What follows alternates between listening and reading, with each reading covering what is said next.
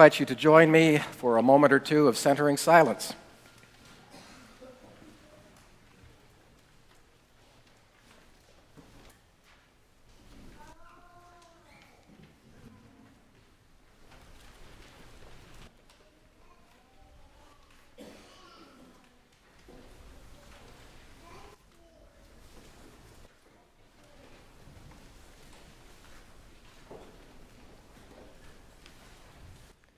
And now I would invite you to join your voices with those of our choir in our in-gathering hymn, number 224.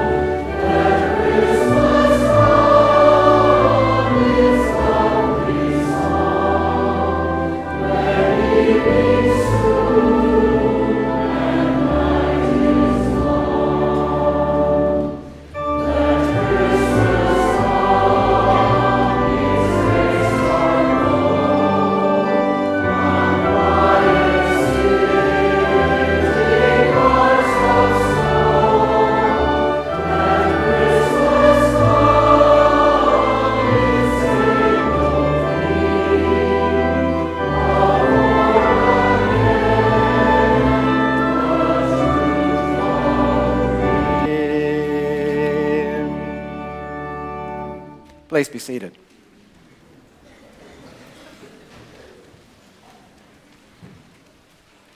And so, good morning on this snowy December morning. Welcome to the warm confines of the First Unitarian Society of Madison. This is a community where curious seekers gather to explore spiritual, ethical, and social issues in an accepting and nurturing environment. Unitarian Universalism supports the freedom of conscience of each individual as together we seek to be a force for good in the world. As you know, my name is Michael Schuler. I am the senior minister of the congregation, and on behalf of the congregation, I would like to extend a special welcome to everyone and particularly to any visitors in our midst today. We are a welcoming congregation, so whoever you are and wherever you happen to be on your life's journey, we celebrate your presence among us today. Newcomers are encouraged to stay for our fellowship hour after the service and perhaps to visit the library directly across from the center doors of the auditorium. Bring your drinks and your questions. Members of our staff and lay ministry will be on hand to welcome you. You may also look for persons holding teal stoneware coffee mugs during the fellowship hour. People holding those mugs are FUS members who are knowledgeable about our faith community, what goes on here, and they would love to visit with you. Experienced guides are generally available to give a building tour after our services, so if you would like to learn more about this sustainably designed addition to our National Landmark Meeting House, please meet near the large glass window off to my right immediately after the service, and I do believe that John Powell is signed up today to give tours. So we expect if the snow did not deter him that he will be on hand. We welcome children to stay for the duration of our service, and there are lots of children in our midst today. But if you happen to have a child that needs to talk a little or to move around, or if you yourself needs to move around, then our Child Haven or our Commons are good places to see and to hear the service. And speaking of any ambient noise, this would be a perfect time for you to turn off any electronic devices that you have with you that might cause a disturbance during the hour. And now I'd like to share the names of those individuals who volunteered to help our service run smoothly today. Sound operator is David Briles. Our lay minister is Tom Boykoff, and Smiley greeted people as they came in to the atrium auditorium. Our ushers are Dan Bradley, Gail Henslin, Marty Hollis, Rick DeVita, and Bis Nitschke are serving hot cocoa and coffee for your pleasure after the service. And please note the announcements that are in the Red Floors insert of your order of service, including the schedule for holiday services coming up later in the month. And so again, We do not have any specific announcements that we need to make other than those that are included in the insert. So we hope that today's choral festival will stimulate your mind with some of the lyrics, touch your heart, and stir your spirit. Welcome.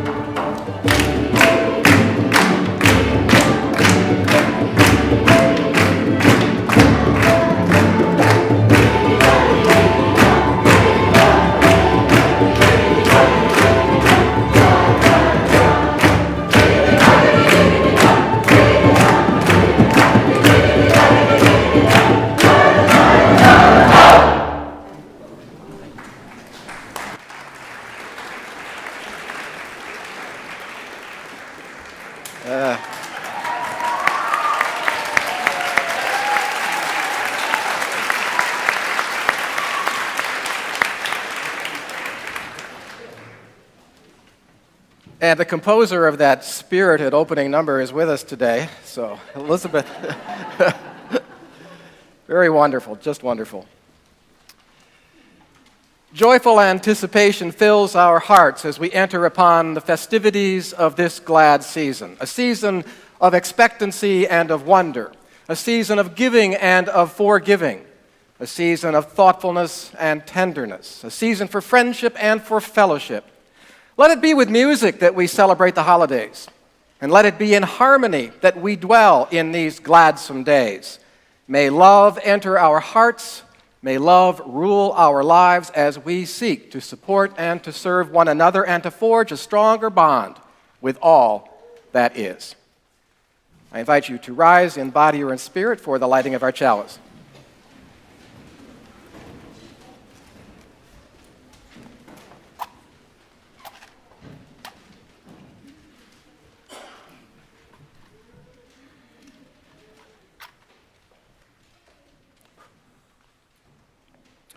And if you will join me in reading the words of affirmation that are printed in your order of service. It says responsive, but however, there are no bolded sections, so we're going to do this in unison, folks. May the light of joy we kindle this morning brighten our lives, and the light of truth lead us to new insight. May the light of morality teach us the right, and the light of courage enable us to do the right. May the light of freedom burn more purely in our hearts, and the light of faith increase our strength. May the light of hope give us high vision, and the light of love fill our days with meaning and purpose. May the light of Hanukkah and the holiday season never be extinguished from our lives. And in the spirit of the holiday season, please turn and exchange a warm greeting with your neighbor.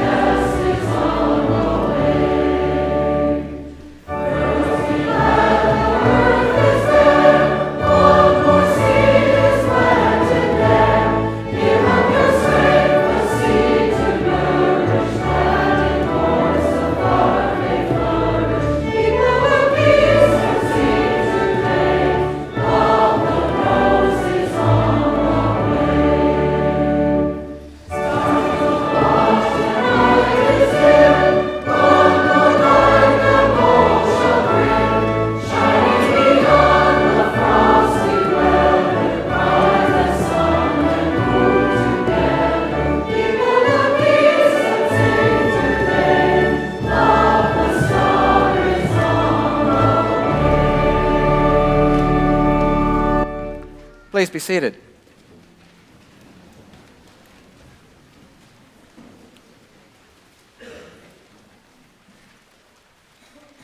The three selections that I have chosen for your entertainment and edification this morning all come from my Unitarian Universalist clergy colleagues. The first one from the Reverend Mitchell G. Howard. And so now December is upon us with its usual breathless pace. Inside me there is something that yearns passionately to savor this season, to take it with sacramental slowness, drinking in the flow of each day between Thanksgiving and New Year's as if it were the rarest transcendental wine. But the world of commerce, that has other plans for me. And these intrusions of rhythm made me feel hectically driven, even before the Advent season. Now, I never really paid much attention to Advent growing up as a secular Manhattan boy in the 1950s and 60s. And in the vicinity of Fifth Avenue in New York, the visible signs of the coming of the eschaton, they were threefold. The toys at the FAO Schwartz window, the Rockefeller Center Christmas trees illumination, and the surging sales on the street of hot pretzels and roasted chestnuts. We carried on quite well with these, and I was genuinely ignorant of the liturgical twist in the calendar going on inside New York's churches a few weeks before Christmas. Now, later, my theological training gave me an intellectual fix on the season, but no more reason to pay any lively attention to it. What Christianity I could buy into was of the ethical or perhaps the prophetic type. But Advent seemed to me to fit only the virgin birth of the only begotten Son variety, and I could no sooner adopt that than I could sacrifice to Wotan or Astarte.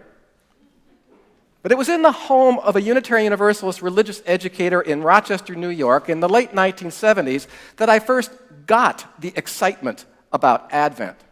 You see, she and her family kept a charming Advent calendar in their home, which had become a crucial part of their pre-Christmas lifestyle, even though they did not embrace the Orthodox understanding of Advent.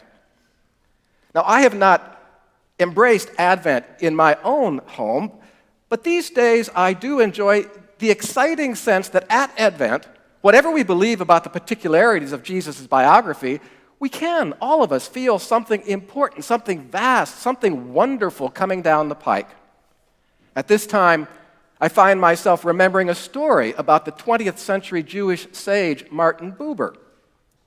It is told that Buber was once at an interfaith conference in Europe when a polite but bemused Christian clergyman engaged him in a dialogue. "Dr. Buber," he asked, "your people are awaiting the coming of the Messiah. We, on the other hand, believe that he came once and he is coming again. How do you resolve this difficulty?" Buber thought silently on this puzzle, and then, brightening, genially he replied, "It's quite simple, my Christian friend. We are both hopeful that the Messiah will come, so when he does come, let us be sure to ask him, 'Have you been here before?'"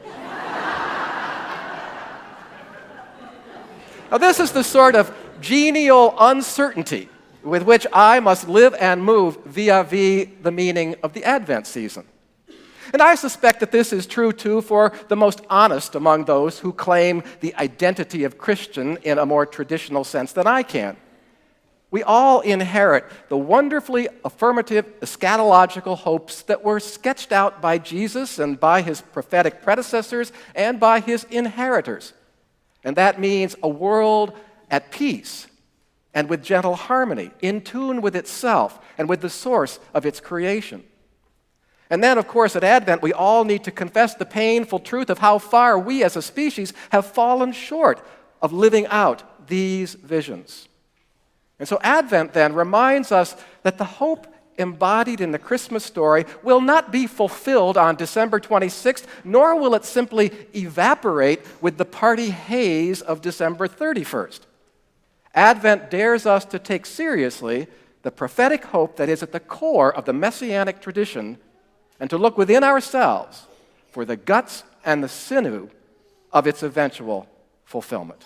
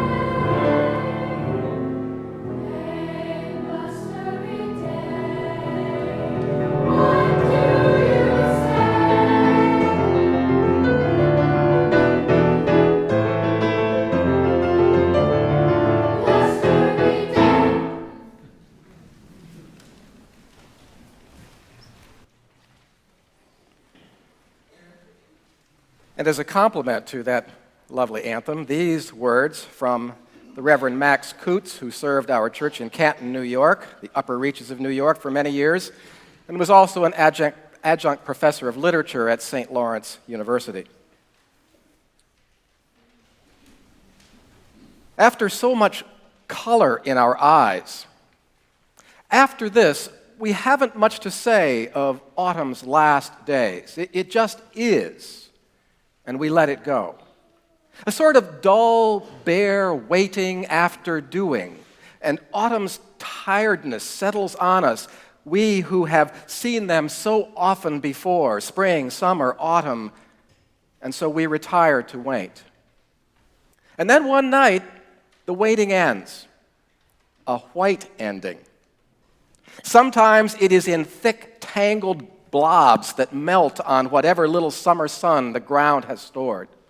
Sometimes it is in sharp, fast pieces hissing from the heavens. Sometimes it is a slow, dogged laying down of layer upon layer. But however it comes, it always finds us unprepared. The leaves are liars. Bright, gaudy things catching our eyes with their little clown suits, then falling down into the mire to make us think, this is the end. No, the leaves are liars. Snow is just as much beginning as it is end, as much prologue as it is epilogue. The farmer used to know things about the snow that we ought to know. The farmer used to call snow the poor man's fertilizer. It is next year's water, next year's grain, fall's end, and spring's beginning. So when was it that we learned that the earth would end in autumn? Never. When did we ever learn that life was always summertime and spring and harvest time? What sort of quaint, mistaken almanac said that spring could come without December, that May and August go on forever? Even winter in ourselves may be the poor soul's fertilizer. The spring within can come only if the winter has come first, can come if something like a seed is kept alive through the wintering to sprout and grow because of the winter and the wintering. Like earth, we too have our seasons. Now that we think of it, we knew this even then, back when in summer we grew complacent in the sun, or when in fall we reaped the earth as though all life was caught and wrapped and stuffed in a pumpkin shell. We knew better even then. But snow makes for forgetting, so it seems.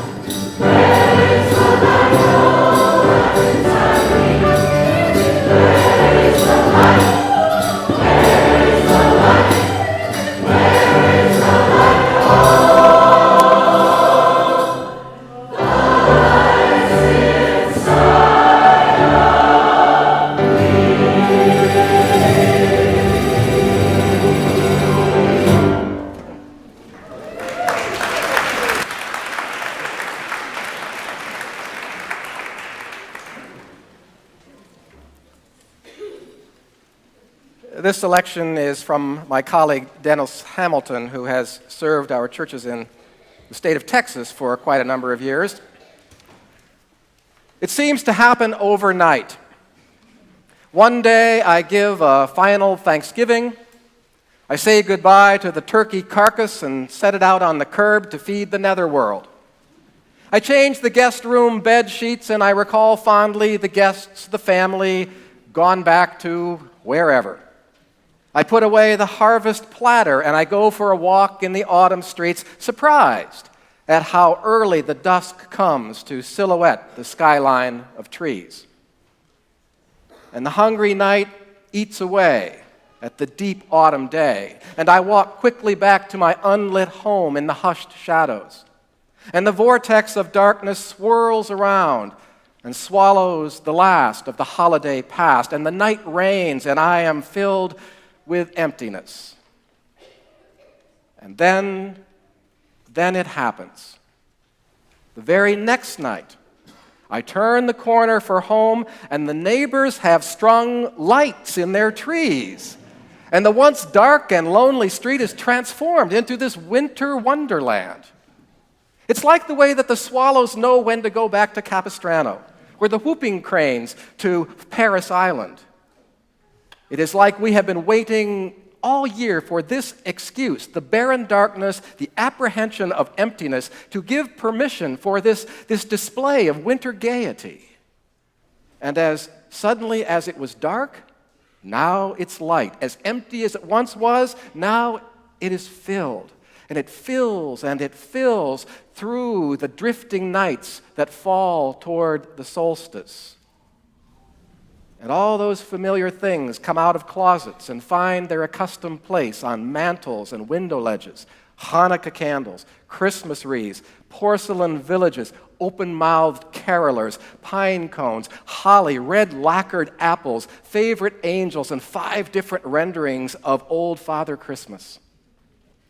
And the smells of the season, the cider, the cinnamon, bayberry, ginger, that wonderful pine from the sacred tree that we improbably invite into our home.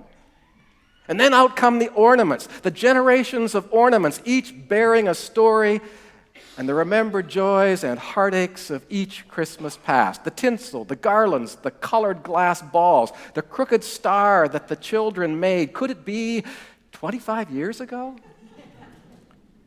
Oh, it is filled, overflowing with all that has been. All the Decembers come out of the tabernacle of boxes and bags that have hibernated all year long in the dark, just waiting and waiting for this day. And the wind carries the sounds of Christmas, the songs of the season, the carols, the old standards, silver bells, jolly old St. Nick, songs of herald angels and shepherds at watch, melodies woven into the aromas and vibrating with the twinkling lights. And the buffet under the tree, the creche with its cow and shepherd, its gift-bearing wise men, and the Eurocentric Holy Family, pale-skinned and blonde. It is the season of gathered traditions, colors, fragrances, music brought to fill the void, brought to lay before the child who waits, as always, every year, for our hearts to soften and our nights to glow. Come then, let us begin our watch. Let us chase the darkness to the corners of the room and light our chalice for the days that come.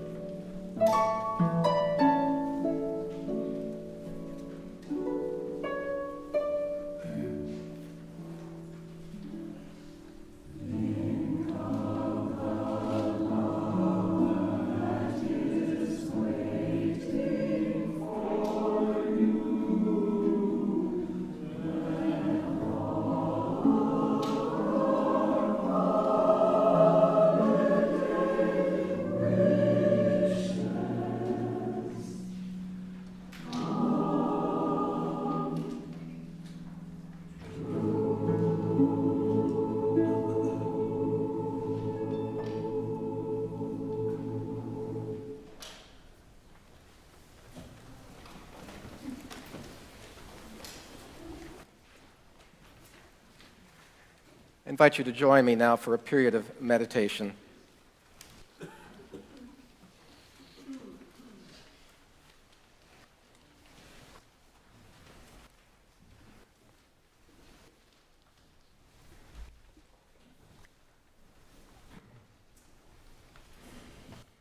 Whatever its attractions, and whatever benefits it does bestow, winter is still, indisputably, a difficult time. The ground turns hard, as do the placid lakes and ponds. And bereft of leaves and blossoms, the trees themselves look hard, their naked branches swaying stiffly in the knife-cold breeze. Hard, too, is the dry winter light glancing off surfaces aching for warmth. The winter world is hard on the eyes, the lungs, any skin that lacks protection. And for many, the season suggests hardship as well as hardness. The higher heating bills, the hard-to-start cars, the hard task of clearing snow and ice from slippery surfaces. And because light is less, winter's hard on the psyche. And cabin fever is often accompanied by bodily chills and the fevers of cold and flu. And then hard-heartedness affects the luckless souls languishing in homeless shelters and warming huts, trying to cope with a culture that blames the poor for their poverty, ignores the disgrace of hunger and homelessness. So yes, winter is indisputably the hardest of seasons, a time when the sun belt beckons to migrating snowbirds, while the rest of us make do with hot toddies and heavy comforters. But because it is often hard, that's all the more reason to embrace winter, putting aside the indifference of summer and putting on a more compassionate countenance. And as an antidote to the cold, seeking warmth in the midst of friends and family and a supportive faith community like this one. To make the holidays ahead truly meaningful, let us hope and strive for a softening of the human heart and a rejuvenation of the holy human spirit.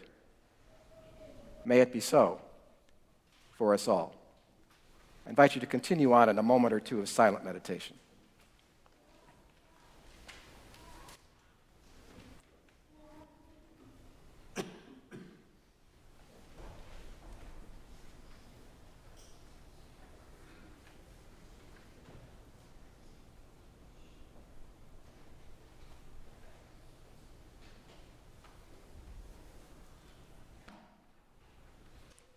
Blessed be, and amen. And now I would invite you to participate in the giving and the receiving of the offering, and your gifts today will be dedicated in their entirety to our wonderful music program here at First Unitarian Society. Please be generous.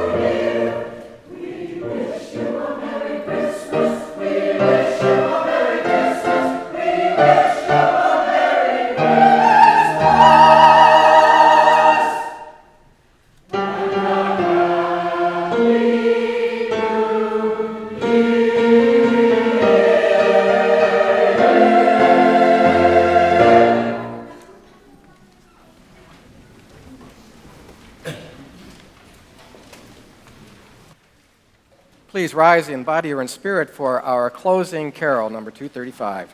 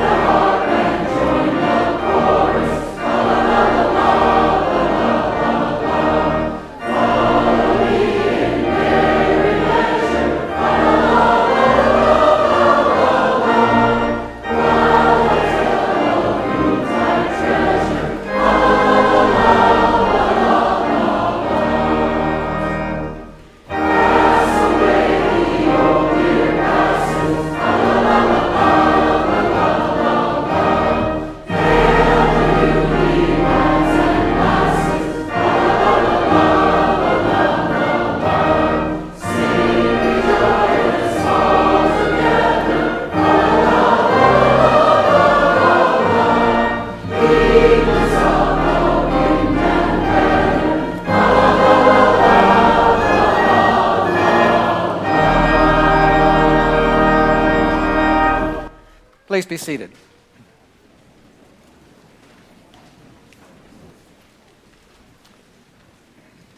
If only for a season, let us banish cynicism and welcome wonder.